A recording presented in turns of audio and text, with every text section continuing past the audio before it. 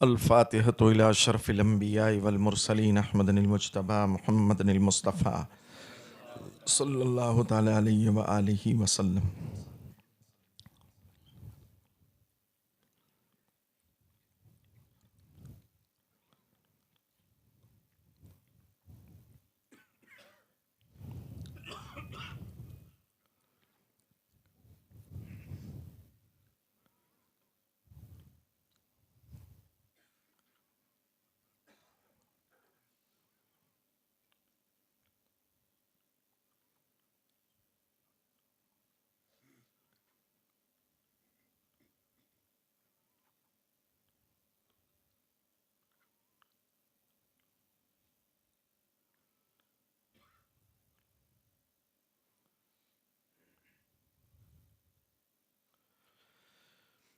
अल्लाहुम्मा रब्बना आतिना फ़िद दुनिया हसनह व फ़िल आखिरति हसनतम व क़िना अज़ाबन्नार।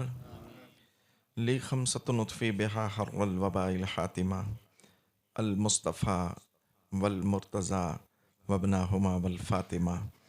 इन्नल्लाह व मलाइकतहु युसल्लूना अलन नबी या अय्युहल्लज़ीना आमनू सल्लु अलैहि व सल्लिमू तस्लीमा। अल्लाहुम्मा सल्लि व सल्लिम व बारिक अला सय्यिदिना हबीबिना नबिय्यिना मौलाना मुहम्मदिन मादनिल जूद वल करम वाली व अस्हाबी अजमईन। सुब्हान रब्बिका रब्बिल इज़्ज़ति अम्मा यसिफून व सलामुन अलल मुरसलीन वल्हम्दुलिल्लाहि रब्बिल आलमीन बिहक्क़ि ला इलाहा।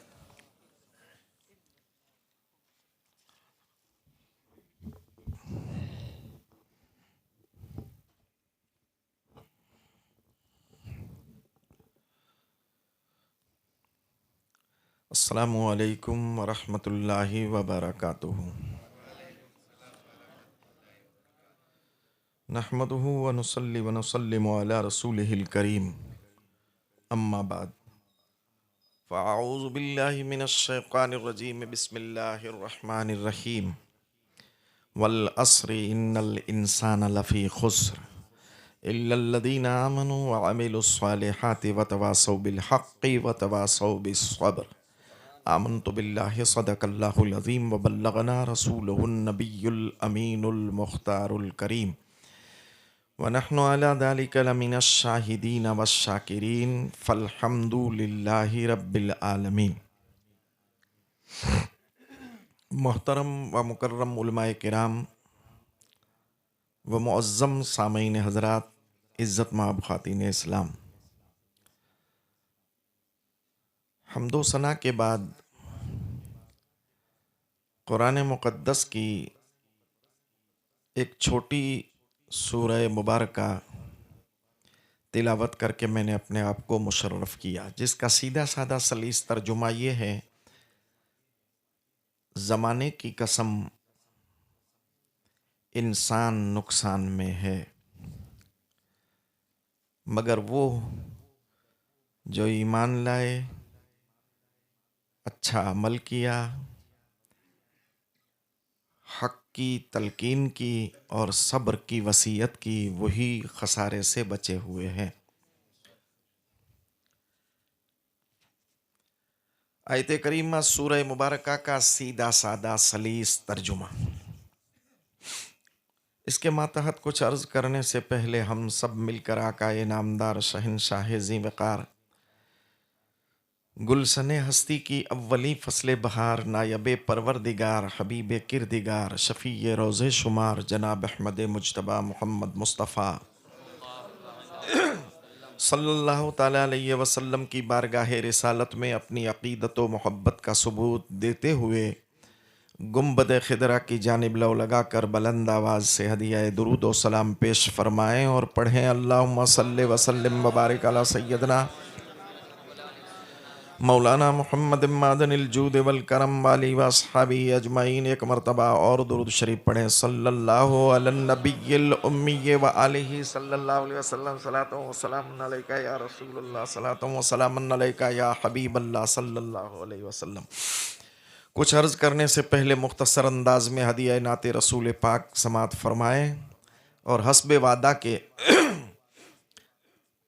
उसी नाते पाक के एक दो अशार पेश करने की आपकी खिदमत में सआदत हासिल कर रहा हूँ।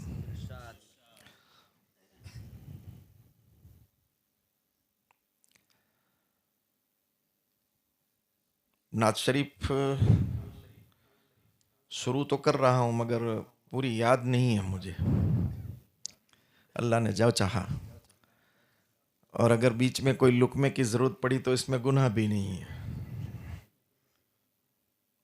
क्योंकि नमाज में जब कोई लुकमा देता है तो सही लुकमा हो तो इमाम को लेना ज़रूरी है, और गलत हो तो ना भी ले।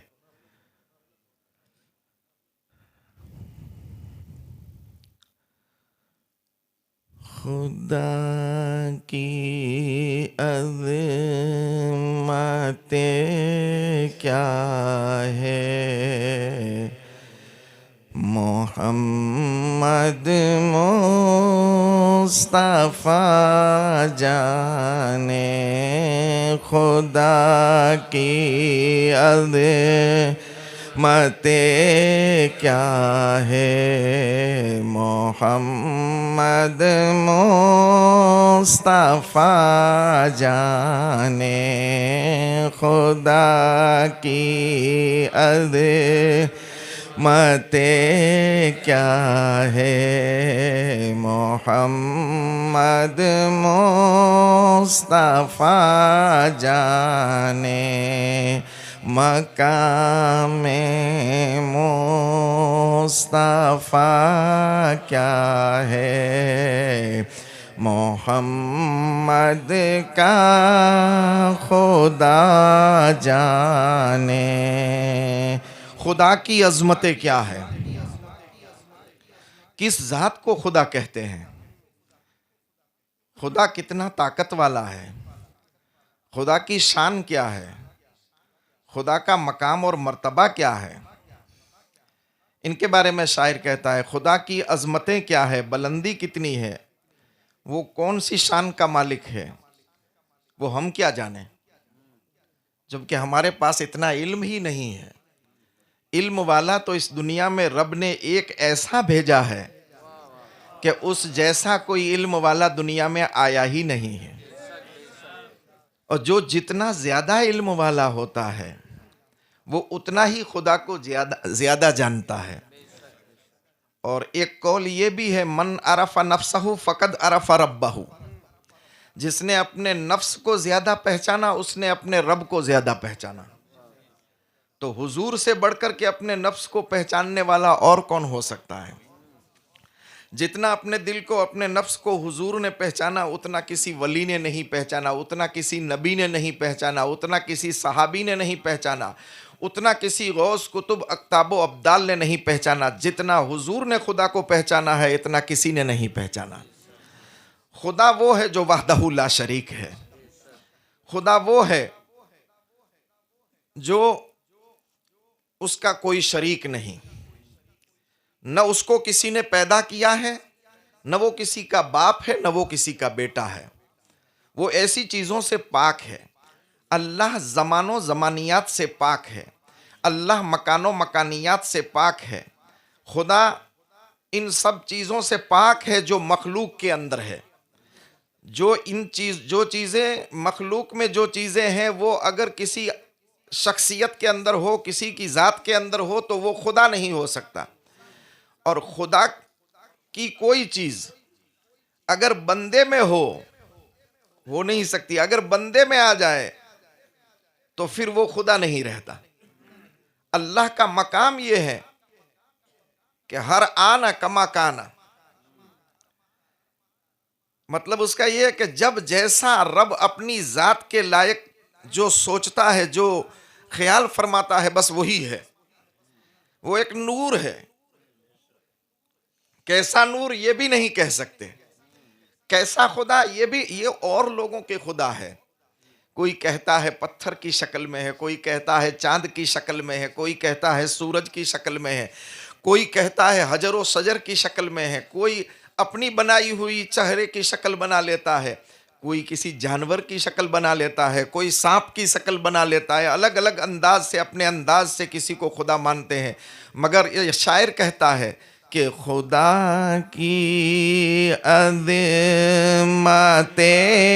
क्या है, मोहम्मद मुस्तफ़ा जाने मकाम मुस्तफ़ा क्या है, मोहम्मद का खुदा जाने। सरकार ने अपनी जिंदगी में खुदा की जो वहदानियत का जिक्र किया है ऐसा किसी ने किया ही नहीं है। जब मेरे आका ने अल्लाह की वहदानियत का ऐलान किया, आपने खुदा की वहदानियत का ऐलान किया और लोगों से कहा कि ए लोगों, खुदा एक है, इन माबूदा ने बातिल को छोड़ दो। तुम 360, 160, 420 जो खुदाओं को मानते हो उसको छोड़ दो। हर कबीले का खुदा जुदा था, बल्कि हर घर का खुदा अलग था। अबू जहल ने तो एक पीतल का खुदा बनाया था और अपने साथ कंधे पर उठा करके घूमता था। ये अपनी अपनी अकल है। जैसे इस वक्त में भी कुछ लोग जिस चीज में फायदा देखते हैं उसको खुदा मानते हैं, या जिससे डरते हैं उसको खुदा मानते हैं। गाय में फायदा देखा तो खुदा माना, चांद में फायदा देखा तो खुदा माना, सूरज में फायदा देखा तो खुदा माना, दरिया में फायदा देखा तो खुदा माना, सांप से डरते हैं तो खुदा माना, सांप से डरते हैं तो खुदा माना। तो या तो फायदा होता है तब लोग खुदा मानते हैं, या किसी का डर होता है तब खुदा मानते हैं। हुजूर ने फरमाया ये वहदानियत का तसव्वुर नहीं है। वहदानियत का तसव्वुर ये है कि तुम फायदे में हो तब भी खुदा को एक मानो, और नुकसान में हो तब भी खुदा को एक मानो। किसी से डरो तब भी खुदा को एक मानो, और किसी से न डरो तब भी खुदा को एक मानो, और उसी एक खुदा से डरते रहो। इसीलिए शायर ने कहा है खुदा की अज़मतें क्या है, मोहम्मद मुस्तफ़ा जाने मकाम मुस्तफ़ा क्या है, मोहम्मद का खुदा जाने। जितना खुदा की ज़ात को हुजूर ने जाना और पहचाना और माना है, इतना किसी ने जाना, पहचाना और माना नहीं है। और जितना हुजूर को खुदा जानता है ऐसा कोई जानता ही नहीं है। क्योंकि जब खालिक ने मोहम्मद सल्लल्लाहु अलैहि वसल्लम को पैदा फरमाया है और एक ही ज़ात में हमें सब कुछ दे दिया है, खुदा ने, शायर कहता है, खुदा ने एक मोहम्मद में दे दिया सब कुछ। खुदा ने एक मोहम्मद में दे दिया सब कुछ। करीम का करम बेहिसाब क्या कहना। ए अल्लाह, तेरा करम कितना बड़ा है कि एक ज़ात में हमें सब कुछ दे दिया है। विलायत देखो तो इसी ज़ात में, कमाल देखो तो इसी ज़ात में, इरहास देखो तो इसी ज़ात में, नूर देखो तो इसी ज़ात में, हुस्न देखो तो इसी ज़ात में, इल्म देखो तो इसी ज़ात के अंदर, बेमिसाली देखो तो इसी ज़ात के अंदर। और कैसा महबूब अता फरमाया है। बचपन देखो तो बेमिसाल, मिलादत देखो तो बेमिसाल, जवानी देखो तो बेमिसाल, बुढ़ापा देखो तो बेमिसाल, सरकार के मौजज़ात देखो तो बेमिसाल, अर्श पर जाना देखो तो बेमिसाल, और वहां से आना देखो तो ये भी बेमिसाल। अल्लाह ने नबी तो बहुत पैदा किए हैं, रब तबारक ताला ने बहुत भेजे हैं, मगर किसी नबी के लिए फरमाया कि ऐ इब्राहिम खलीलुल्लाह, आप मेरे नबी हैं, मेरी बारगाह में क्या अर्ज करना चाहते हैं? तो हजरत इब्राहिम खलीलुल्लाह अर्ज करते हैं, इन्नी ज़ाहिबुन इला रब्बी, मैं मेरे रब के पास जा रहा हूँ। हज़रत इब्राहिम अर्ज करते हैं कि मैं मेरे रब के पास जा रहा हूँ। मगर जब महबूब की बारी आई तो रब ने फरमाया, महबूब ज़बान हिलाने की ज़रूरत नहीं है, ये कहने की ज़रूरत नहीं है कि मैं जा रहा हूँ, बल्कि रब फरमा रहा है, सुब्हानल्लज़ी असरा बिअब्दिही लैलम मिनल मस्जिदिल हराम इलल मस्जिदिल अक्सा। महबूब पाक है वो ज़ात, आप खुद नहीं गए, इब्राहिम खलीलुल्लाह खुद गए थे, आप खुद नहीं गए, बल्कि आपको तो रब ले गया है। अब यहाँ पर मैं आपको बताऊं, कोई आदमी ये कहे कि ये आदमी मेरे पास आया, तो लोग ये देखेंगे ये जाने वाले आदमी की ताकत क्या है, इसकी ताकत क्या है, इसका पावर क्या है, ये कहां तक जा सकता है, ये कितने वक्त में जा सकता है, इसकी ताकत क्या है, आदमी उसी को देखेंगे। मगर अगर कोई सेठ कहे, कोई करोड़पति कहे, कोई अल्लाह का वली कहे कि इसको तो मैं ले जा रहा हूं, तो अब वो जाने वाले को कोई नहीं देखेगा, बल्कि ले जाने वाले को सब देखेंगे। अब हमें ये नहीं देख, कुछ लोग कहते हैं कि मोहम्मद थोड़े से वक्त में अर्श पर क्यों गए, कैसे गए, इतनी ताकत कहां से आ गई। ये एक जात जो है एक लम्हे के अंदर इतना थोड़ा वक्त कि जंजीर भी हिलती रही, बिस्तर रहा गरम, ता अर्श गए और चले आए मोहम्मद। इतने वक्त में हुजूर सातों आसमान से ऊपर, अर्श आजम से ऊपर, मकानो ला मकान में पहुंचे, काबा कौसैन औ अदना का जलवा देखा और फिर रब की जात का दीदार करके जब वापस आए तो जंजीर भी हिल रही थी। इतने वक्त में कैसे आए? तो हमारा जवाब है कि जाने वाले को न देखो, ले जाने वाले को देखो। ले कौन जा रहा है, कौन ले जा रहा है? जब रब ले जा रहा है तो रब से बड़ा कोई ताकत वाला है। इंशाअल्लाह ये मौजू हम मेराज में आने वाले सोमवार की शाम को सुनेंगे। इतना बेमिसाल मौजू है और मेराज मुस्तफ़ा एक ऐसा बेमिसाल मौजू है। मुस्तफ़ा की आमद की खुशियां मनाते हैं तो सरकार की बारगाह खुदा में जाने की भी खुशी मनानी चाहिए और समझना चाहिए कि मेराज है क्या, मेराज कहते किसे हैं, मेराज का जिक्र तो करते हैं। कुछ लोग ये कहते हैं कि ये रातें बड़ी ऐसी है जिसमें मौलाना लोग मीलाद के अंदर पड़े हुए होते हैं, नफिल नहीं पढ़ने देते, तस्बीह नहीं पढ़ने देते, जिक्र फिक्र नहीं कर दे। मेरा उनसे कहना है कि जब तक तुम मेराज को समझोगे नहीं तो रात को क्या समझोगे? पहले मेराज को तो समझो। और जो नबी की मेराज समझ गया, सिद्दीक अकबर समझ गए थे। जब मेराज से हुजूर वापस तशरीफ लाए, उम्मे हानी से कहा कि ए बहन, मैं रात के थोड़े हिस्से में अर्श पर गया, मस्जिद अक्सा गया, अर्श पर गया, रब का दीदार किया और जब वापस आया तो कड़ी भी हिल रही थी। उम्मे हानी ने कहा, जो हजरत अली की सगी बहन थी, अर्ज की आका ये बात किसी और को मत कहना, ये बात किसी आपकी बात सच्ची है मगर कहना मत। हर सच्ची बात कहने की जरूरत नहीं होती, आपसे अर्ज करती है। सरकार ने फरमाया, बहन ये बात तो मैं आम लोगों में भी कहूंगा, क्योंकि नबी छुपाने नहीं आता है, नबी छपाने आता है। छुपाने नहीं, छुपाने तो वली आता है, वली अपनी विलायत को छुपाता है, नबी अपनी नबूवत को कभी छुपाता नहीं। मकामे नबूवत जो है वो जाहिर करने का होता है और मकामे विलायत जो है वो छुपा रखने का होता है। इसलिए अबुल अब्बास फरमाते हैं कि वली को पहचानना मुश्किल है, खुदा को पहचानना आसान है।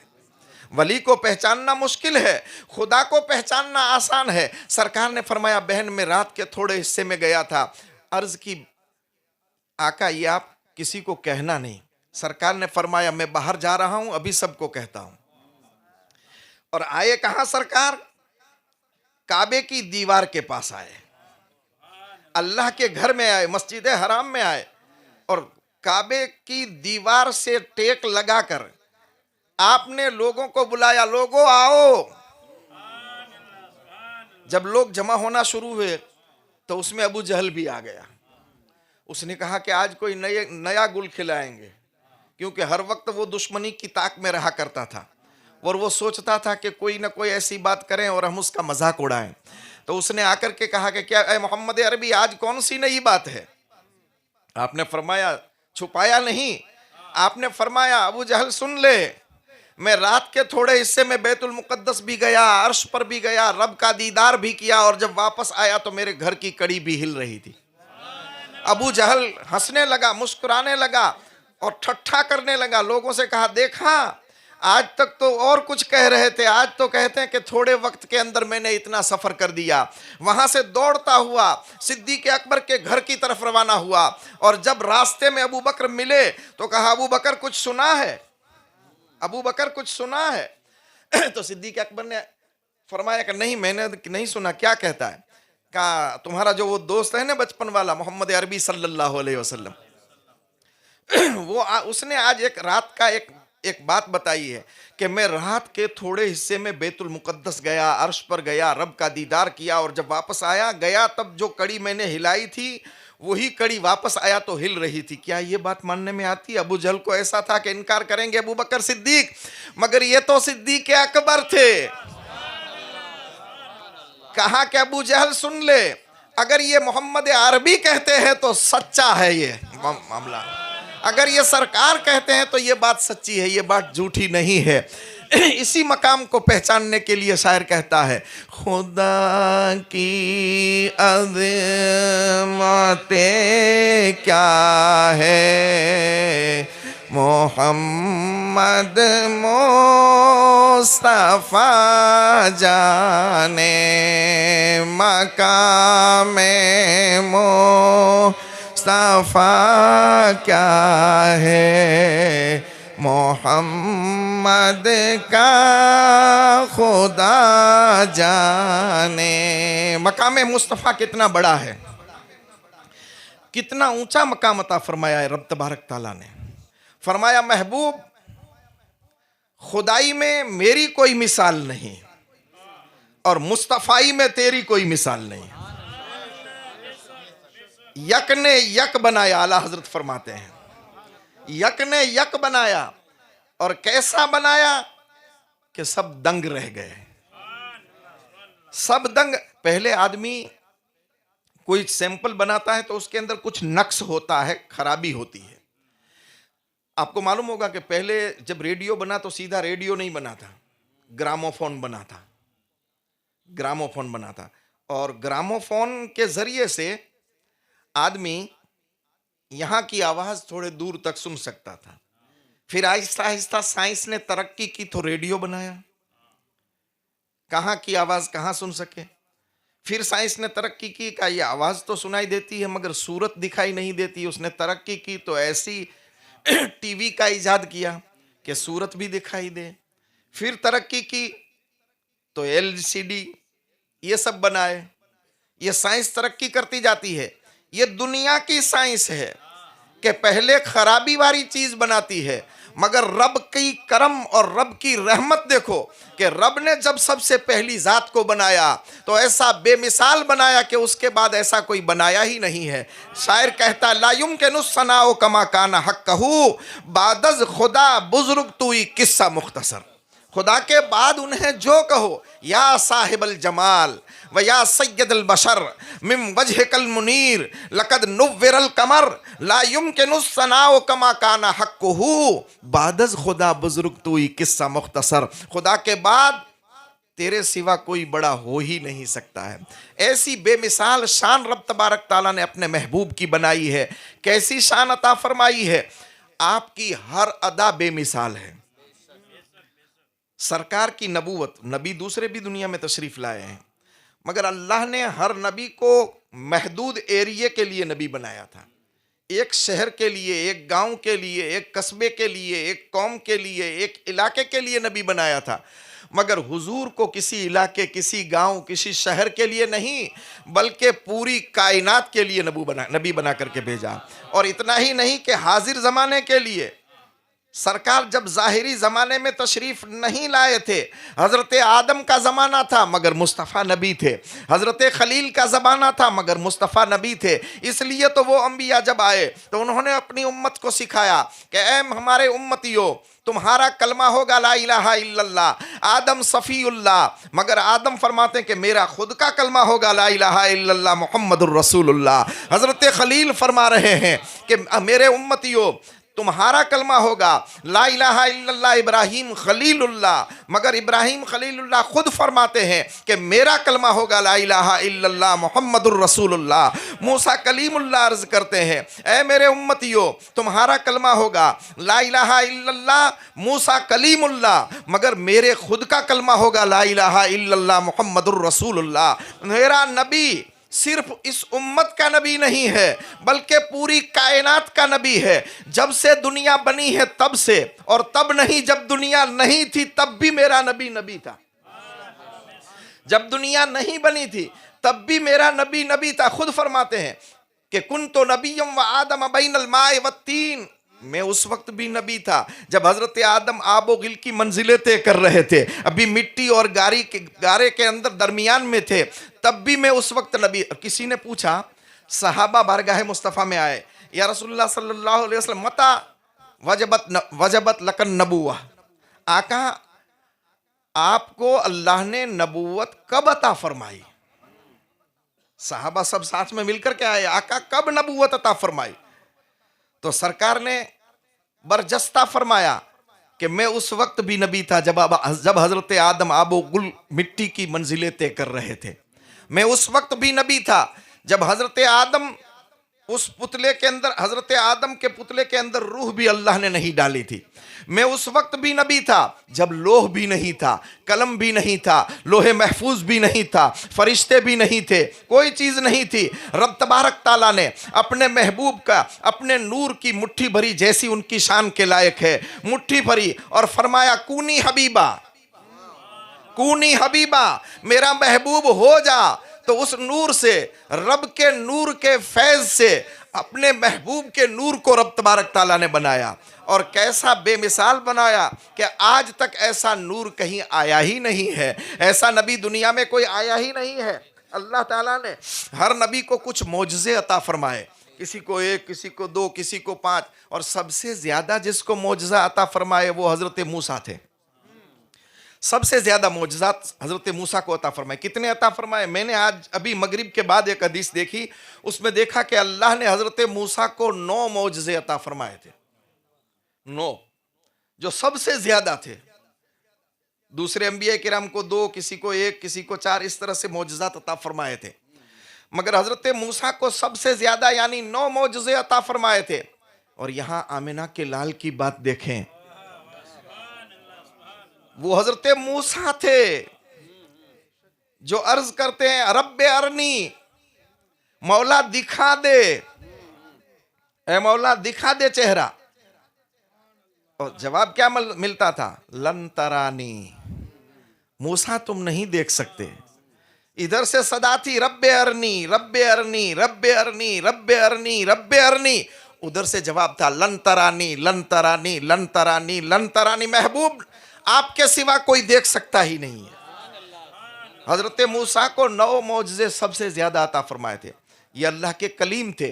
मैंने निसाई शरीफ की एक हदीस में देखा, सरवर कौनैन सल्लल्लाहु अलैहि वसल्लम इरशाद फरमाते हैं कि अल्लाह ने 2 चीजों में तकसीम कर दी, 2 चीजों को बांट दिया, एक कलाम और एक हुस्न।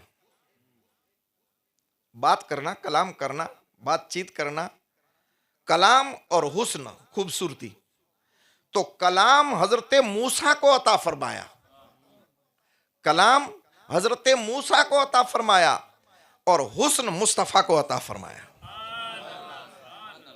हुस्न मुस्तफ़ा को अता फरमाया।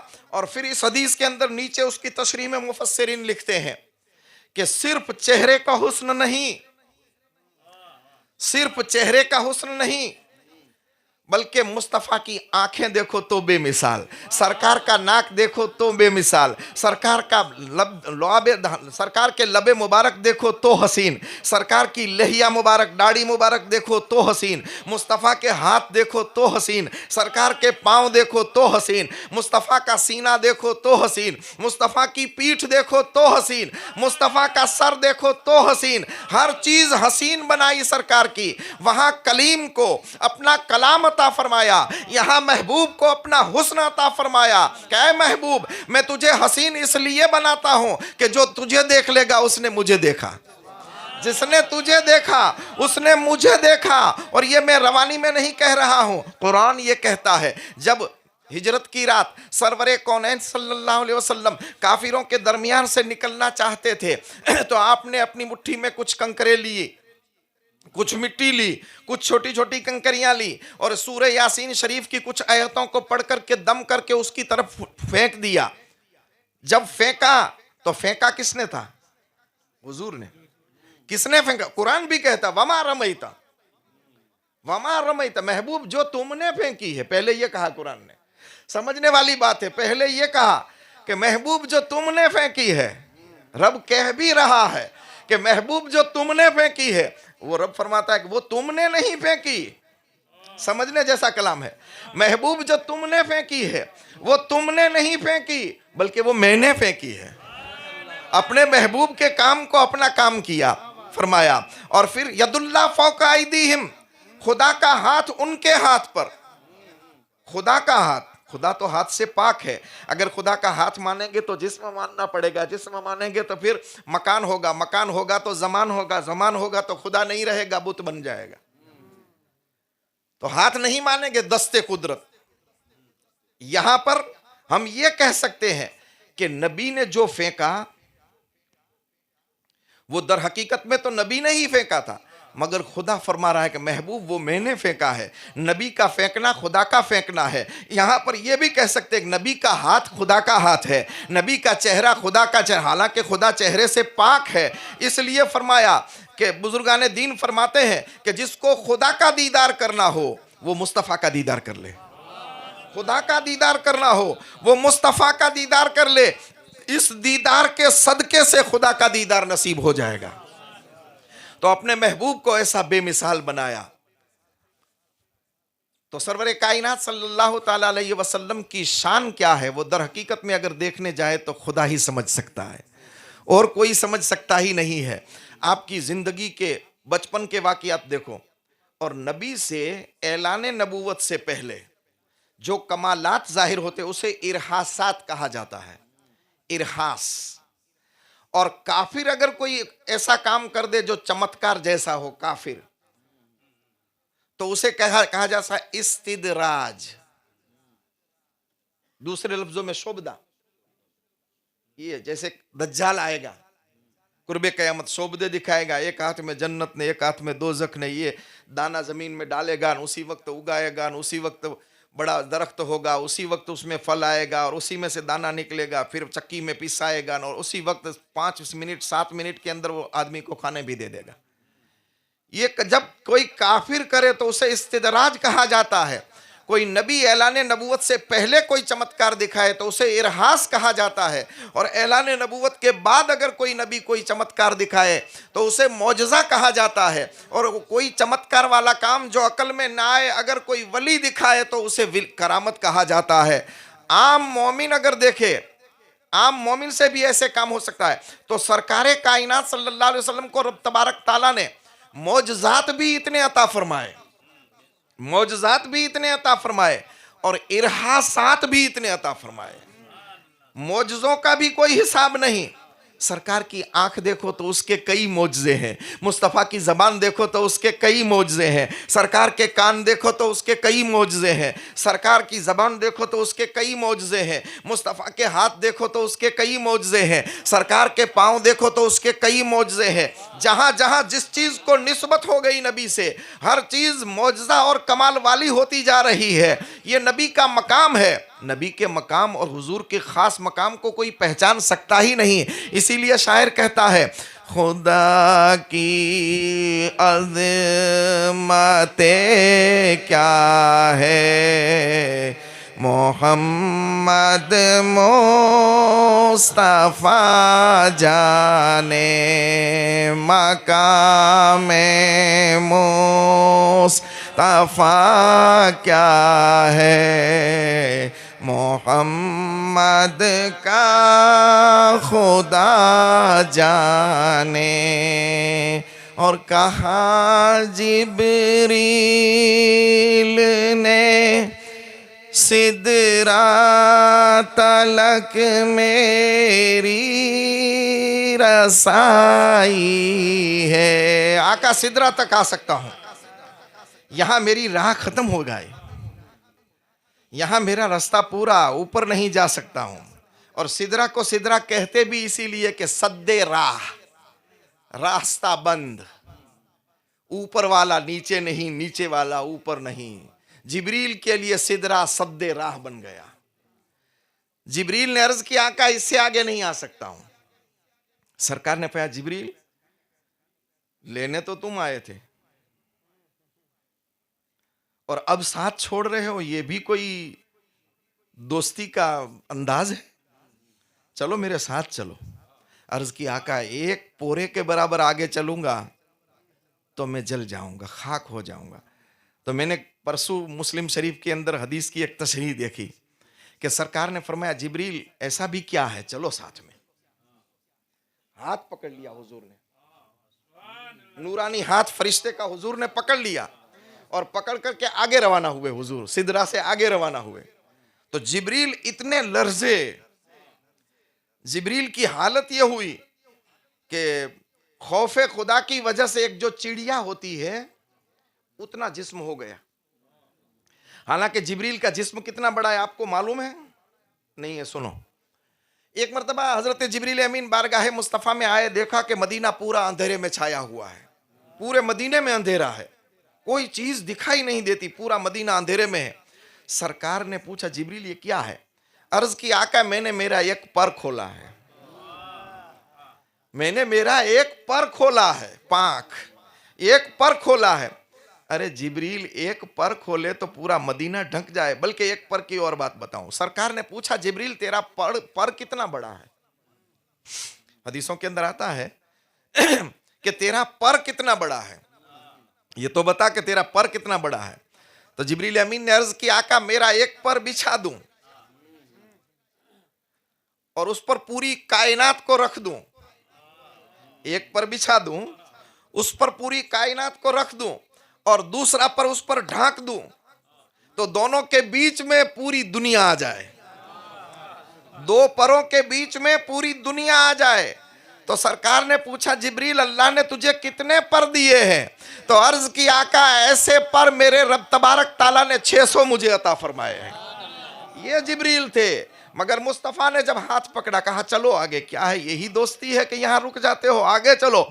पकड़ा तो खौफे खुदा की वजह से ऐसे लर्जे कि चिड़िया जितना जिस्म हो गया और पसीने में शराबूर हो गए, पसीने में शराबूर हो गए। सरकार ने देखा कि इतना ही अगर ये मैं इसको एक कदम अभी तो उठाया है, और सरकार का कदम कितना था ये भी बता दो इंशाअल्लाह, मैं शबे मेराज में भी बताऊंगा।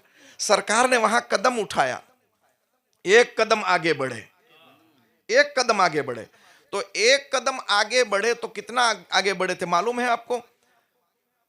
मक्का शरीफ से लेकर मस्जिद अक्सा, मस्जिद अक्सा से लेकर पहला आसमान, पहले आसमान से दूसरा, दूसरे से तीसरा, तीसरे से चौथा, चौथे से पांचवा, पांचवे से छठा, छठे से सातवां, सातवें से सिदरतुल मुंतहा। ये जितना सफर हुआ हुजूर के घर से लेकर सिदरा तक, ये पूरा सफर हुजूर एक कदम में तय कर दिया। एक कदम में इतना चले हुजूर। एक कदम अभी उठाया कि जिब्रील की हालत ये हो गई, सरकार ने जिब्रील को धक्का दे दिया कि जा ये जल जाएगा कहीं अल्लाह के नूर की तजल्ली से। अरे जहां जिब्रील के पर जलते हैं वहां आमिना का लाल बेधड़क जाता है, और ऐसा जाता है थके थे रूहुल अमी के बाजू। आला हजरत फरमाते हैं थके थे रूहुल अमी के बाजू, कहां वो मंजिल कहां वो पहलू, रिकाब छूटी उम्मीद टूटी, रिकाब छूटी उम्मीद टूटी, निगाहे हसरत के वलवले थे, देख रहे थे जा रहा है। अरे ये सिदरा वाले के पर जल रहे हैं, मदीना वाला बेधड़क जा रहा है, ऐसा जा रहा है। और जिब्रील ने भी ये न कहा, जिब्रील ने भी ये नहीं कहा कि आका अगर जिब्रील के पर जलते हैं तो आप भी न जाइए, क्योंकि आप भी सलामत नहीं रहेंगे। नहीं, जिब्रील जानते थे कि जिब्रील और है, मोहम्मद मुस्तफ़ा का मकाम और है। ये मकाम इतना बुलंद है कि जिब्रील की रसाई भी नहीं है। और एक शायर तो कहता है ये तो एक जिब्रील है हजारों जिब्राइल, ये तो एक जिब्रील है हजारों जिब्राइल उलझे हुए हैं गर्दे मंजिल में। हुजूर जब निकलते थे और रिकाब जो बुराक की जो गिर्द उड़ती थी, गिर्दो गुबार, उस गिर्द के अंदर हजारों जिब्रील गुम है, हजारों जिब्राइल उलझे हुए हैं गर्दे मंजिल में। न जाने किस बुलंदी पे है काशाना मोहम्मद का, मुस्तफ़ा का मकाम कितना बुलंद है वो जिब्रील भी नहीं जान सकते, तो और कोई क्या जान सकता है। शायर ने इसीलिए कहा कि मकाम मुस्तफ़ा क्या है मोहम्मद का खुदा जाने, मुस्तफ़ा के खुदा के सिवा कोई मकाम मुस्तफ़ा को जान सका ही नहीं है। ये जिब्रील का मकाम था। सरवरे कायनात सल्लल्लाहु ताला अलैहि वसल्लम को रब ने इतना बड़ा मकाम अता फरमाया, इतने मौजज़ात अता फरमाए कि आप सल्लल्लाहु अलैहि वसल्लम ने ऐलान नबूवत से पहला जो इरहासात आपसे जाहिर हुए वो भी बेमिसलो बेमिसाल है। जब सरकार की उम्र 4 या 5 साल की हुई तो आपकी वालिदा इंतकाल कर गई।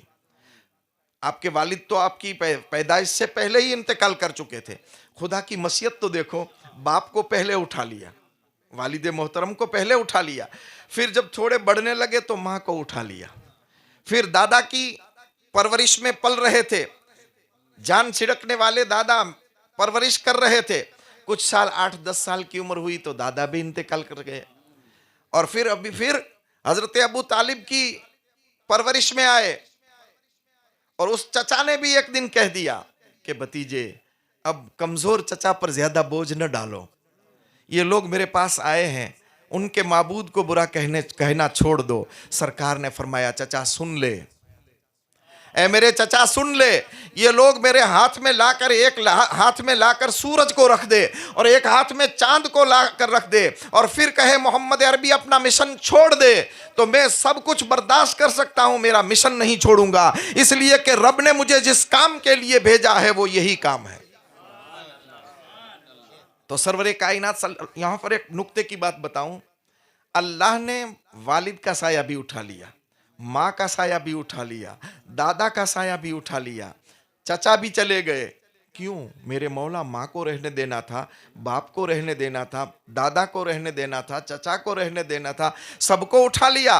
तो मुझे जवाब मिला कि अगर इनमें से कोई एक भी रहता तो दुनिया कह सकती थी कि मोहम्मद अरबी को जो ये मकाम मिला है माँ के सिखाने की वजह से मिला है, बाप की परवरिश की वजह से मिला है, दादा की मेहनत की वजह से मिला है, चचा की परवरिश की वजह से मिला है, इसके एहसान की वजह से मिला है। मैंने सबको उठा लिया और दुनिया को दिखा दिया कि ये मेरा महबूब है जिस पर सिर्फ मेरा एहसान है और किसी का एहसान नहीं है। ये मकाम मुस्तफ़ा है।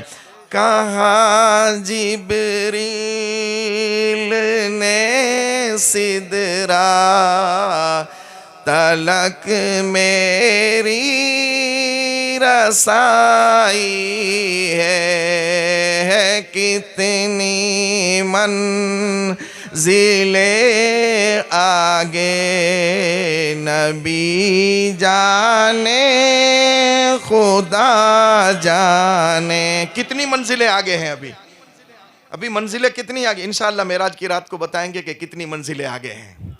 जिंदगी में जो बात नहीं सुनी होगी वो सुननी हो तो इस मर्तबा मेराज में आ जाओ। मेरा मौला इतने इनके शफात फरमा रहा है और इतनी किताबों का आगे आगे रब तबारक ताला मज़ामीन दिखा रहा है। तो अल्लाह ताला हमारा ये हाल भी कबूल फरमाए। मकाम इतना बुलंद है हुजूर का कि कोई पहचान सकता ही नहीं है।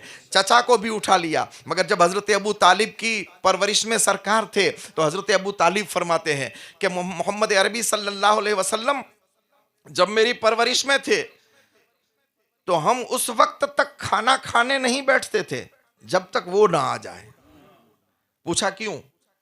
आपने फरमाया कि जब वो बैठते थे हमारे साथ तो खाना सबको पूरा हो जाता था, सबको पूरा हो जाता था, और जब वो नहीं होते थे तो हम सब भूखे रहते थे, हम सब भूखे रहते थे। तो सरकार के कमालात और बरकतें अबू तालिब के घर में भी, अबू तालिब के दस्तरखान पर भी, अबू तालिब की परवरिश में भी सरकार को रब तबारक ताला ने इतने इरहासात अता फरमाए। उन इरहासात में से एक बात आपको आज नई सुना रहा हूँ, शायद कि आपने सुनी हो, अल्लाह कबूल फरमाए। सरकार कायनात सल्लल्लाहु अलैहि वसल्लम के ये चचा अबू तालिब एक मरतबा मुल्क शाम की तरफ सफर करने का इरादा किया। जब सफर का इरादा किया तो सरवर कायनात सल्लल्लाहु अलैहि वसल्लम ने अर्ज की, चचा जान मैं भी साथ में चलूंगा। तो आपने फरमाया बेटा वहां सफर की तकलीफें होती है, परेशानी होती है, तुम वहां परेशान हो जाओगे। अर्ज की नहीं चचा मैं चलूंगा साथ में। तो हजरत अबू तालिब जानते थे, आपको मालूम था कि सरकार की बात में, हर बात में कोई ना कोई फायदा हुआ करता है। आपने इनकार नहीं किया, ठीक है चलो। लोगों ने कहा अबू तालिब बच्चे की हर बात नहीं मानी जाती है, तुमसे कहता है कि तुम्हारे साथ में चलूंगा, वहां तुम इनको संभालोगे कि व्यापार करोगे, तिजारत करोगे? अबू तालिब ने जवाब दिया कि मेरे साथियों सुनो, इनकी हर बात के अंदर कुछ हिकमत होती है, इनकी हर बात के अंदर कुछ हिकमत होती है। अबू तालिब भी जानते थे। तो सरकार कायनात सल्लल्लाहु अलैहि वसल्लम इस सफर में साथ रवाना हुए। ये मुल्क शाम की तरफ रवाना हुए। इधर मुल्क शाम के रास्ते में एक राहिब रहता था। राहिब उसे कहते हैं जो यहूदियों का बड़ा आलिम हो, आबिदो जाहिद हो, इबादत गुजार हो, कलेसा गिरजा घर के अंदर जिंदगी गुजारता हो, जिसने शादी न की हो उसी जगह पर रहता हो। तो वो राहिब जिसका नाम बुहैरा था, वो उस जगह पर रास्ते में, मुल्क शाम के रास्ते में वो रहता था। अपने गिरजा के अंदर, अपने कलेसा के अंदर वो रहता था और रोजाना सुबह के वक्त अपने कलेसा और गिरजाघर की छत पर चढ़ करके देखता रहता था मक्के की तरफ से कौन सा रास्ता आता है और इस तरफ से कोई काफिला आता है या नहीं। लोग पूछते थे कि बोहेरा राहिब, तू रोजाना ऊपर चढ़ के देखता है तो देखता क्या है? उसने कहा कि वो एक राज की बात है, वो एक राज की बात है। उनके शागिर्दों ने कहा कि राहिब, ए हमारे गुरु, तुम तो वो हो कि किसी को खातिर में नहीं लाते हो, बड़े बड़े तुम्हारे सामने अदब से बैठते हैं, कोई तुम्हारे सामने दम नहीं मार सकता, मगर रोजाना ऊपर चढ़ते हो, ये चीज क्या है? तो बोहेरा राहिब ने कहा कि ये राज की बात है। कुछ दिन गुजरते गए। कुछ दिनों के बाद एक दिन बोहेरा राहिब ने अपने खादिमों से कहा कि मेरे खादिमों, ऐसा करो, कल एक काफिला यहां से निकल रहा है, कल एक काफिला निकल रहा है, उसकी दावत का इंतजाम करो। खादिमों ने कहा कि बोहेरा, हमें तेरा हर हुक्म मंजूर है, मगर इतना तो बता कि आज तक हजारों काफिले गए और आए मगर तूने किसी की दावत नहीं की है। आज कौन सा इस काफिले के अंदर खुसूसियत है कि तू इस काफिले की दावत की बात कर रहा है? कहा वो बाद में बताऊंगा, पहले मैं कहता हूं वो करो। कल उसकी दावत का इंतजाम करो और ऐसी शानदार दावत करो कि जिंदगी में तुमने कभी ऐसा पकाया ना हो। ये काफिला मेरी जिंदगी का असल टर्निंग पॉइंट है। मैं इस काफिले के लिए ही यहां रुका हूं, इस काफिले की राह देख करके मैंने यहां जिंदगी गुजारी है, मैं तुम्हारी खिदमत के लिए यहां नहीं आया हूं। खादिमों ने कहा ठीक है सरे खम तस्लीम, जो तेरा हुक्म हो। दावत का इंतजाम शाम से शुरू हो गया। रात के वक्त किसी खादिम ने पूछा, बोहेरा, तुझे कैसे मालूम हुआ कि वो काफिला कल आ रहा है? तुझे कैसे मालूम हुआ कि ये काफिला कल आ रहा है? तो बोहेरा ने कहा कि तुम नहीं देखते, मैं देख रहा हूं। तुम नहीं देखते, मैं देख रहा हूं। नबी का फैज जिस पर पड़ जाए वो दूर से भी देख सकता है। मैं देख रहा हूं कि आज इस मैदान के हर जर्रे में से नूर की करने निकल रही है। हर दरख्त के पत्ते में से और पहाड़ की चोटियों पर जो पत्थर पड़े उन पत्थरों में से अस्सलातु वस्सलामु अलैका या रसूल अल्लाह की आवाजें निकल रही है। मैं ये देख रहा हूं, वो तुम नहीं देख सकते। तुम अपना काम करो। पूरी रात तैयारी में गुजारी। बोहेरा पूरी रात सोता नहीं है, क्योंकि जिंदगी की कामयाबी की रात थी, जिंदगी की कामयाबी की रात थी और जिसके लिए पूरी जिंदगी गुजार दी, आज वो काम पूरा होने वाला था। बोहेरा ने रात जिस तरह से आई गुजारी। सुबह का वक्त हुआ तो सबसे पहले जाकर के फिर छत पर चढ़ गया देखने के लिए कि वो काफिला कब आ रहा है। थोड़ी देर हुई तो गिरदो गुबार उड़ती हुई नजर आई। बोहेरा नीचे उतरा और सवारी घोड़े पर सवार होकर के उस काफिले के पास पहुंच गया। काफिले के पास पहुंच गया। ये वही काफिला था जिसमें अबू तालिब थे और हमारे आका साथ में थे। बचपन का जमाना था, 10-12 साल की उम्र थी, सरकार साथ में थे। बोहेरा आया और आकर काफिले वालों को कहा कि पूरे काफिले की दावत मेरे करेसा और गिरजाघर के अंदर है, आप दोपहर को आ जाओ। सब लोगों ने वादा कर दिया। दोपहर का वक्त हुआ, खाने का जब टाइम हुआ तो अबू तालिब ने कहा कि भतीजे आप इधर रुको, सामान का ध्यान रखो, हम जाते हैं खाना खाने के लिए, दावत के लिए, आप इसका ध्यान रखो। सरकार ने कहा ठीक है चाचा। आप रुक गए। जब काफिला वहां पहुंचा तो बोहेरा सबको घूर घूर करके देख रहा है। तो कहा कि क्या कोई काफिले में बाकी वहां रह गए? कि नहीं, कोई नहीं है, एक छोटा बच्चा है। बोहेरा ने कहा जिसके लिए दावत की है उसी को छोड़ के आए हो, जिसके लिए मैंने दावत की है उसी को छोड़ के आए हो, जाओ उसको भी ले आओ।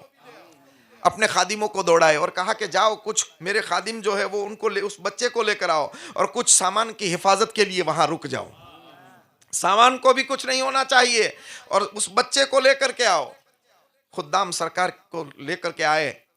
जब सरकार तशरीफ लाए तो बोहेरा दूर से देख रहा था कि आका जैसे जैसे कदम उठाते थे बादल उस पर साया करता आ रहा था, बादल उस पर साया करता आ रहा था। और जब दावत के लिए जो इंतजाम किया था वो एक दरख्त के नीचे किया था, एक झाड़ के नीचे किया था। सरकार ने जब देखा कि पूरे दरख्त का साया भर गया है, आप एक तरफ धूप में बैठ गए, जब आप बैठे तो दरख्त ने झुककर फौरन हुजूर पर साया कर दिया, दूसरे तरफ वाले धूप में हो गए। बोहेरा ने कहा मुझे जिस गुल की तलाश थी वो यही है, मुझे जिस फूल की तलाश थी वो यही है। ये तो ऐलान नबूवत से पहले के कमालात है, ये मौजज़ा नहीं है, इरहासात है। कमालात सरकार की जात से हजारों वराउल वरा है, इरहासात भी इतने हैं कि जो गिनती से बाहर है। जब इरहासात इतने हैं तो मौजज़ात कितने होंगे। सरकार के इरहासात इतने हैं और ऐसे कमाल वाले हैं तो फिर मौजज़ात कितने होंगे।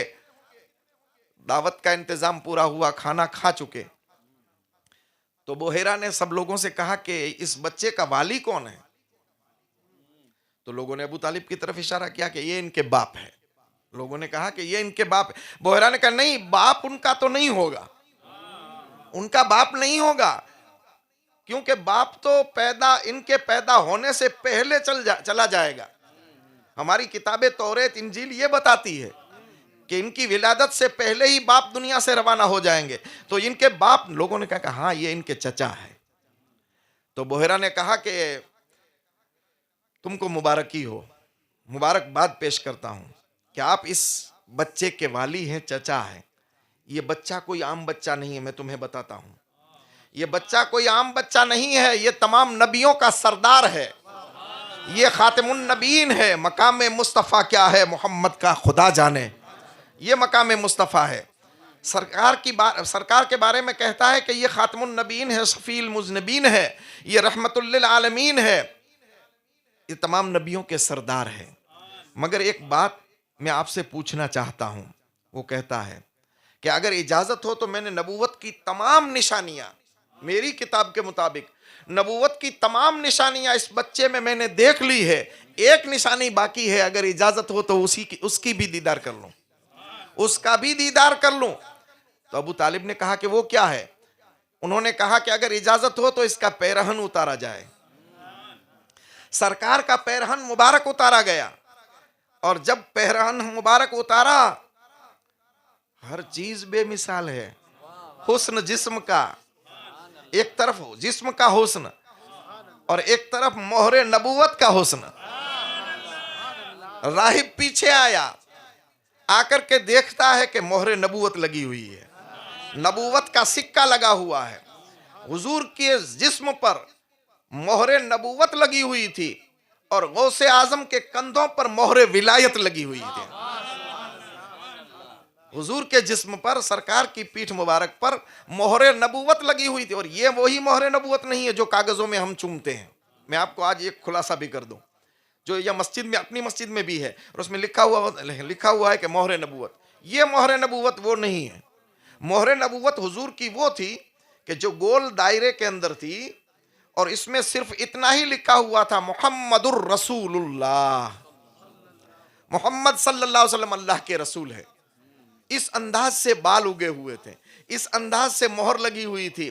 बोहेरा ने कहा, ऐ अबू तालिब, अगर इजाजत हो तो मैं बोसा दूं, अगर इजाजत हो तो बोसा दूं।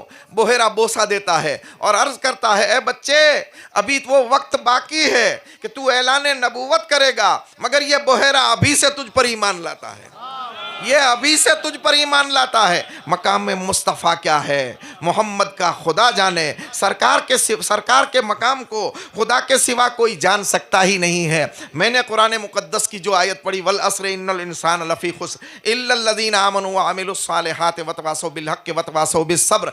वल अस्र, ज़माने की कसम, इंसान नुकसान में है। मगर जैसे ही हमने कहा कि इंसान नुकसान में है, तो इंसान ने कहा कि आज का इंसान कैसे नुकसान में है। नुकसान में तो पुराना इंसान इंसान था जिसके पास ऐसे कपड़े नहीं थे, जिसके पास ऐसा मकान नहीं था, जिसके पास ऐसी सवारी नहीं थी। वो खाते थे तो कच्चा पक्का करके खाते थे, वो पहनते थे तो जाड़ा कपड़ा पहनते थे, वो सवारी पर सवार होते थे तो जानवरों की सवारी होती थी। आज तो प्लेन में कोई उड़ रहा है, कोई मिसाइल के अंदर जा रहा है, कोई रॉकेट के अंदर जा रहा है, कोई हेलीकॉप्टर के अंदर जा रहा है। ये तरक्की करने वाला इंसान ये कैसे मानेगा कि इंसान नुकसान में है? और खाने की अगर बात की जाए तो जिंदगी में कभी देखा ना हो ऐसा खाना मिल रहा है। और कपड़े की बात अगर की जाए तो फिर कपड़े ऐसे पहन रहा है कि करोड़ हजारों लाखों रुपए की कीमत के कपड़े हो। यह इंसान कैसे मान सकता है कि नुकसान में है? मगर रब का कलाम 1400 साल से हमारे दिलों पर, हमारे कानों पर डंके बजा रहा है।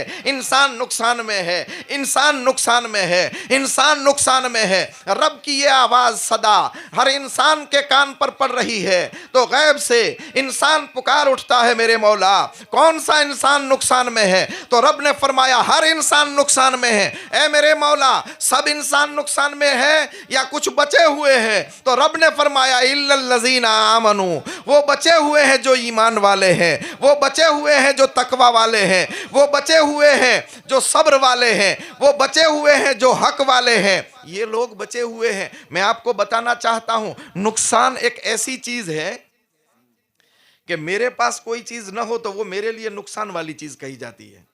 देखो, बुलबुल के अंदर आवाज है, बुलबुल के पास क्या है? आवाज है। मगर बुलबुल के पास रोशनी नहीं है, इतना नूर नहीं है। चांद में नूर है मगर उसके पास खुशबू नहीं है। फूल में देखो तो खुशबू है मगर नूर नहीं है। हर एक चीज के अंदर एक चीज का नुकसान होता है। इंसान को देखो, कोई इंसान है जिसके पास इल्म है तो अमल नहीं है, किसी के पास अमल है तो इल्म नहीं है, किसी के पास एजुकेशन है तो इल्म नहीं है, किसी के पास एजुकेशन नहीं है तो वो आदमी के पास दूसरी कोई चीज है। तो हर चीज किसी न किसी इंसान के पास कोई न कोई चीज नुकसान वाली होती है। और बगैर नुकसान के अगर कोई इंसान देखना है तो वो सिर्फ एक जात है जो मोहम्मदुर रसूलुल्लाह की जात है, जो बगैर नुकसान के हर खूबी के जामे अगर कोई जात है तो वो मुस्तफ़ा जाने रहमत की जात है। और उस जात ने फरमाया है कि जो मेरी जात से वाबस्ता हो जाए और नुकसान से बचना चाहे वो मुझ पर ईमान ले आए। जो नुकसान से बचना चाहे वो ईमान लाने के बाद अमल करे, और जो नुकसान से बचना चाहे वो इंसान हक पर जम जाए। जो नुकसान से बचना चाहे वो इंसान सब्र से मदद तलब करे। इसी का नक्शा करबला के अंदर हमें नजर आ रहा है। अजमेर की धरती से हिंदुस्तान का शहंशाह पुकार उठता है, शाह हस्त हुसैन, बादशाह हस्त हुसैन, दीन अस्त हुसैन, दी पना अस्त हुसैन, सरदाद नदाद दस्त दर दस्ते यजीद, हक्का के बिनाए ला इलाहा अस्त हुसैन। शाह है तो हुसैन है, बादशाह है तो हुसैन है। ऐ मोइनुद्दीन चिश्ती, हुसैन को बादशाह कह रहे हो?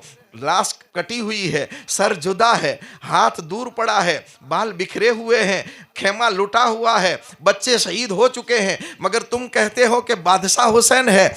बादशाह के लिए फौज चाहिए, हुसैन के पास कौन सी फौज है? बादशाह के लिए पाया तख्त चाहिए, हुसैन के पास कौन सा पाया तख्त है? बादशाह के लिए ताकत चाहिए, हुसैन के पास कौन सी ताकत है? अगर ताकत होती तो यजीदियों के सामने ऐसे शहीद न होते। मगर हमें जवाब मिलता है जो यजीद कर रहे हैं, जो यजीद कर रहे हैं वो बादशाहत नहीं है। बादशाहत जो हुसैन ने की वो है। यजीद टेम्परेरी तो लोगों पर कंट्रोल कर गया, मगर हुसैन का कंट्रोल यजीदियों के दिमाग पर देखो। यजीद ने क्या कहा था? हाथ दो। क्या कहा था? हाथ दो। इमाम अली मकाम ने क्या फरमाया था? सर दे सकता हूं मगर हाथ नहीं दे सकता। शहीद होने के बाद भी इमाम अली मकाम का कंट्रोल यजीदियों के दिमाग पर था। जैसे सर लिया ऐसे हाथ भी तो ले सकते थे, मगर नहीं। इसको बादशाहत कहा जाता है कि सर कट गया और नेज़े पर बुलंद हो गया है। जो सर नहीं कटे वो नीचे है, जो कट गया वो ऊंचा है, तो जो ऊंचा है वही कामयाब है। ऐसे नुकसान बगैर का आदमी कोई देखना है तो मदीने में आ जाओ, और नुकसान बगैर का कोई आदमी देखना है तो उसकी अता से हुसैन को देखो। नुकसान बगैर का कोई आदमी देखना है तो उनकी अता से गौसे आजम को देखो। और इसलिए कि जो नुकसान वाला होता है वो जब दुनिया में रहता है तब भी उसके पास नुकसान होता है, और जब दुनिया से जाता है तब भी नुकसान होता है। ये ऐसे फायदे वाले हैं, ये ऐसे कामयाब लोग हैं, दुनिया में रहें तो कामयाब, कब्र में जाएं तो कामयाब, ऐसे कामयाब कि आज हुसैन के रोजे के मीनारे आसमान की सितारों से बातें कर रहे हैं, और यजीद ऐसा नाकाम हुआ कि आज उसकी कब्र का भी पता नहीं है। इसको नुकसान कहा जाता है कि कब्र भी का भी पता ना हो और हुसैन के मज़ार पर मेला लगा हुआ है, ये कामयाबी है। और इसे कहा जाता है कि इंसान नुकसान बगैर का है। अगर नुकसान बगैर के आदमी देखने हैं तो औलिया को देखो, नुकसान बगैर के आदमी देखने हैं तो सहाबा को देखो, और बिल्कुल नुकसान बगैर का अगर कोई इंसान देखना है तो आमिना के लाल को देखो। अल्लाह ताला हमारे हाल पर रहम फरमाए, और हमारे मौलाना साहब ने शादी की खुशी के मौके पर जो ये महफिल मीलाद पाक मुनक्कद की, अल्लाह ताला इसकी महफिल पाक को कबूल फरमाए और हम सब के लिए ज़रिया नजात बना दे, और होने वाले दुल्हा दुल्हन को अल्लाह ताला सुर्ख रूही अता फरमाए, ज़िंदगी में कामयाबी और कामरानी अता फरमाए, दोनों ख़ानदानों को आपस में इत्तेफाक और मोहब्बत की नेक तौफीक अता फरमाए, और इनको औलाद सालेहा से माला माल फरमाए, और परवरदिगार आलम हम सब को बुजुर्गान दीन के नक्शे कदम पर चलने की नेक तौफीक अता फरमाए, और नुकसान बगैर की ज़िंदगी गुजारने की अल्लाह नेक तौफीक अता फरमाए। मैं सो जाऊँ या मुस्तफ़ा कहते कहते, खुले आँख सल्ले अला कहते कहते, तमन्ना है इलाही मौत यूं आए मदीने में, नज़र के सामने खैरुल वरा का आस्ताना हो, दिखा दे या इलाही वो मदीना कैसी बस्ती है जहाँ पर रात दिन मौला तेरी रहमत बरसती है। वमा अलैना इल्लल बलाग व आखिरु दावाना अल्हम्दुलिल्लाहि रब्बिल आलमीन। अस्सलामु अलैकुम। खड़े हो जाइए सलातो सलाम के लिए।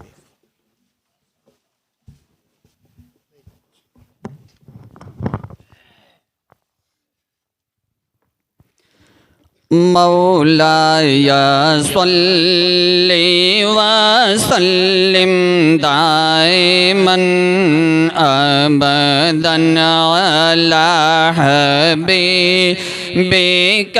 खैरिल खल्क़ि कुल्लिहिम।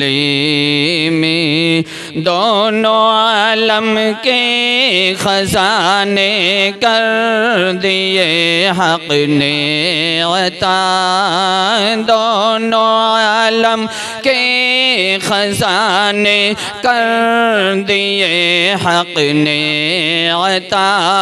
दो जहाँ के मालिकों मुख्तार पर लाखों सलाम। मौला या सल्ली व सल्लिम दाइमन अबदन अला हबीबिका खैरिल खल्क़ि कुल्लिहिम। मेरे प्यारे पीर मुर्शिद सैयदी गौतुल वरा, मेरे प्यारे पीर मुर्शिद सैयदी गौतुल वरा। औलिया अल्लाह के सरदार पर लाखों सलाम। मौला या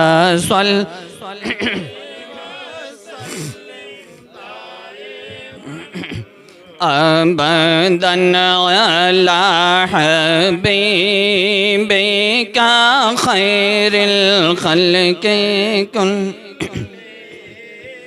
जो गया अजमेर में दिल की मुरादें पा गया, जो गया अजमेर में दिल की मुरादें पा गया। मेरे ख्वाजा के सखी दरबार पर लाखों सलाम मौलाया सल्ली व सल्लिम दाइमन अबदन अला हबीबिका खैरिल फतेह अस्सलातु वस्सलामु अलैका या रसूल अल्लाह, अस्सलातु वस्सलामु अलैका या नबी अल्लाह, अस्सलातु वस्सलामु अलैका या हबीब अल्लाह, अस्सलातु वस्सलामु अलैका या रहमतल लिल आलमीन, अस्सलातु वस्सलामु अलैका या साहिबत ताज वल मिराज, अस्सलातु वस्सलामु अलैका या साहिब क़ाब क़ौसैन, अस्सलातु वस्सलामु अलैका या साहिबल जूद वल करम व अला आलिका व अस्हाबिका या नूर अल्लाह इक़राउल फातिहा।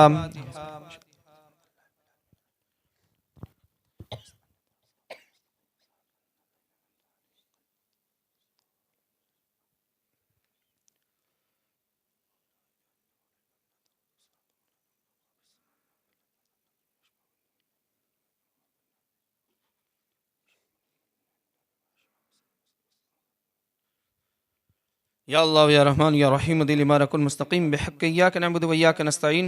करीमा कार साज़ा बंदा नवाज़ा मलिका बादशाह परवरदिगार, ये महफ़िल पाक सजाई गई, नातो मनकबत सलातो सलाम पंदो नसीहत ज़िक्र खैर हुआ। मौला इसे अपनी बारगाह में कबूल व मकबूल फरमा। किसी तरह की कमी रह गई हो तो अपने हबीब के सदक़े में माफ़ फरमा। अपने फ़ज़ल से जो सवाब अता फरमा, इस सवाब का नजराने अक़ीदत हुज़ूर रहमत आलम सल्लल्लाहु तआला अलैहि वसल्लम और तमाम अंबिया किराम अलैहिमुस्सलातु वस्सलाम की बारगाह में नज़र मौला कबूल फरमा। प्यारे आका सल्लल्लाहु तआला अलैहि वसल्लम के तवस्सुल से इस कार खैर का सवाब, नज़र नियाज़ का सवाब, आका के वालिदैन, जमी उम्महातुल मोमिनीन, खुलफ़ाए राशिदीन, तमाम सहाबाए किराम, तमाम सहाबियात, शहदाए करबला, ताबईन, तबी ताबईन, इमाम मुज्तहिदीन, सल्फ़ सालिहीन, जमी मुफ़स्सिरीन किराम, जमी मुहद्दिसीन इज़ाम, जमी औलिया उम्मत, जमी उलमा उम्मत, कुल उम्मत मुस्लिमा के अरवाह पाक को नज़र मौला कबूल फरमा। सरकार बगदाद की बारगाह में नज़र मौला कबूल फरमा। शहनशाह हिंद अताए रसूल की बारगाह में नज़र मौला कबूल फरमा। तमाम औलिया कामिलीन आरिफीन की बारगाह में नज़र मौला कबूल फरमा। तमाम मोमिनीन मोमिनात मुस्लिमीन मुस्लिमात के अरवाह पाक को नज़र मौला कबूल फरमा। बिलखुसूस अहले खाना ने मौला बेटी की शादी के तकरीब के मौके पर मौला तेरे महबूब का मीलाद सजाए, मौला इसे अपनी बारगाह में कबूल व मकबूल फरमा। बेटी की शादी को खाना आबादी फरमा, बेटी की शादी को खाना आबादी बना, उन्हें दुनिया और आखिरत की खैर और भलाई अता फरमा। उनकी ज़िंदगी में रिज़्क़ में खैर और बरकत अता फरमा। मौला उनको दोनों जहाँ की खुशियाँ अता फरमा। मौला उनके वालिदैन के लिए ज़रिया नजात बना। अहल खाना के अमल में, उम्र में, रिज़्क़ में खैर और बरकत अता फरमा। बिलखुसूस इस कार खैर का सवाब, नज़र नियाज़ का सवाब, अहल खाना के आबा व अजदाद ख़ुश व क़रीब तमाम मरहुमीन के नामा या अमाल में दर्ज फरमा। इस कार खैर के सदक़े में मरहुमीन की मग़फ़िरत फरमा, उनके दर्जात को बुलंद फरमा। जन्नतुल फ़िरदौस में आला मकाम अता फरमा। जवार रहमत में उन्हें जगह अता फरमा। उनकी कब्र को जन्नत के बागों में से बाग बना। उनकी ज़िंदगी के छोटे बड़े ज़ाहिर पोशीदा हर तरह की ख़ताओं को माफ़ फरमा। अल्लाहुम्मा रब्बना आतिना फ़िद दुनिया हसनतन व फ़िल आखिरति हसनतन व क़िना अज़ाबन नार। अल्लाहुम्मा रब्बिग़फ़िर वरहम व अंत खैरुर राहिमीन। अल्लाहुम्मा अर्ज़ुक़ना रिज़्क़न हलालन तय्यबन व अमलन मक़बूलन व दुआअन मुस्तजाबन व जन्नतल फ़िरदौस नईमन मुक़ीमा व शफ़ाअत नबिय्यिना मुहम्मदिन सल्लल्लाहु तआला अलैहि वसल्लम नसीबा। या अय्युहल मुश्ताक़ून बिनूरि जमालिही सल्लु अलैहि व आलिहि व अस्हाबिहि व सल्लिमु तस्लीमा। अल्लाहुम्मा सल्लि व सल्लिम व बारिक अला सय्यिदिना मौलाना मुहम्मदिन नबिय्यिल उम्मिल हबीबिल आलिल क़द्रिल अज़ीमिल जाहि व अला आलिहि व अस्हाबिहि व बारिक व सल्लिम। सुब्हान रब्बिका रब्बिल इज़्ज़ति अम्मा